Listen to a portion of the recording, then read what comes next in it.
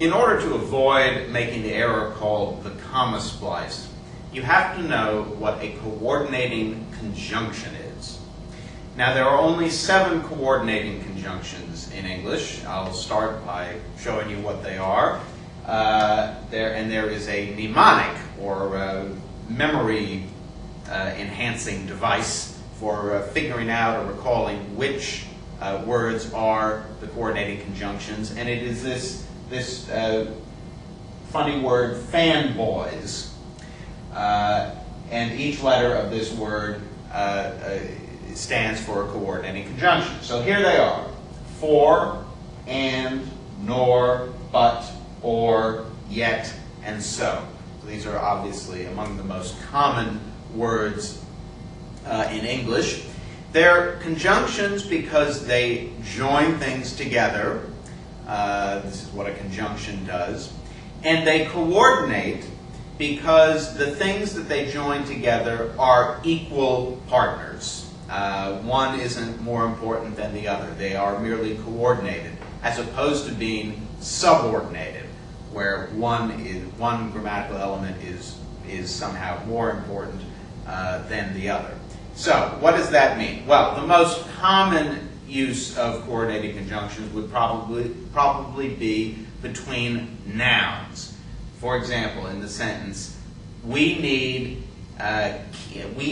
flour and milk and eggs. Notice that flour, that's a noun, milk, that's a noun, and you've got an and between them.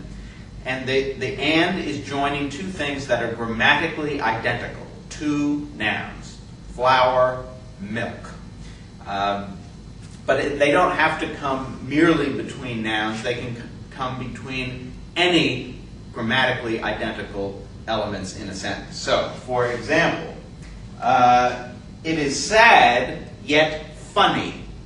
Yet being a coordinated conjunction, and what it's joining together is two adjectives, sad, funny. So it is coordinating them. Or similarly, he ran out of the house and into the rain. Here, and is our coordinating conjunction, and the things it's coordinating are prepositional phrases, which are, again, grammatically equal to each other. Out of the house is a prepositional phrase. Into the rain is a prepositional phrase. These are grammatically equal, and any two grammatically equal elements can be joined by a coordinating conjunction. That's their job. Now, this is particularly important to know about if you're going to avoid a common error, the comma splice. Now, to understand what a comma splice is, you have to know what a coordinating conjunction is. Hopefully you have some idea of that. And you also have to know what an independent clause is. An independent clause is a clause that can stand alone as a sentence. That is, it is grammatically complete. So, for example, Zoltan took office.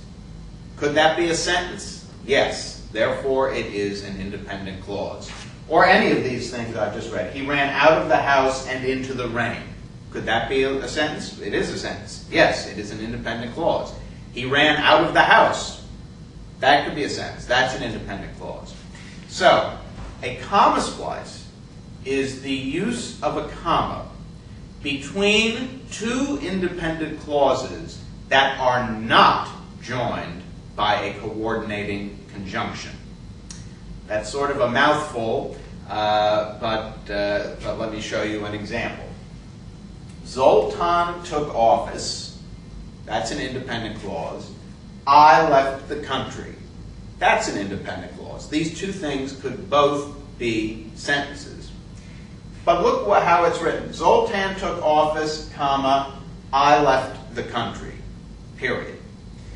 We have an independent clause to the left of the comma, and we have an independent clause to the right of the comma.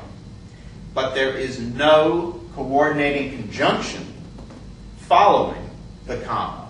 So here we have two independent clauses joined by a comma, but not joined by a coordinating conjunction. And this is the comma splice.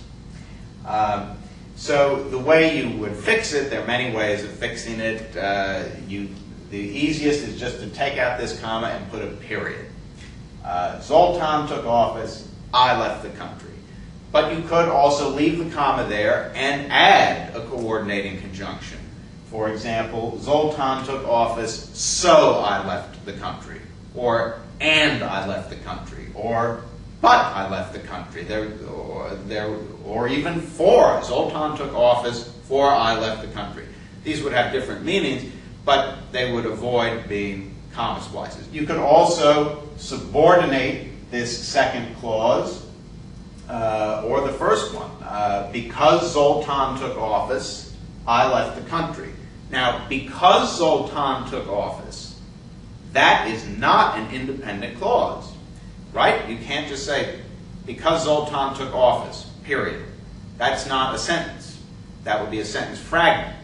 So if you put the because there, you would have eliminated the comma splice, because now you don't have two independent clauses. You don't have two things that could stand alone as a sentence. So in that case, the comma would be just fine. But a comma on its own, without a coordinating conjunction to back it up, is not strong enough to unite two independent clauses. So to repeat, the comma splice is the use of a comma between independent clauses that are not joined by a coordinating conjunction.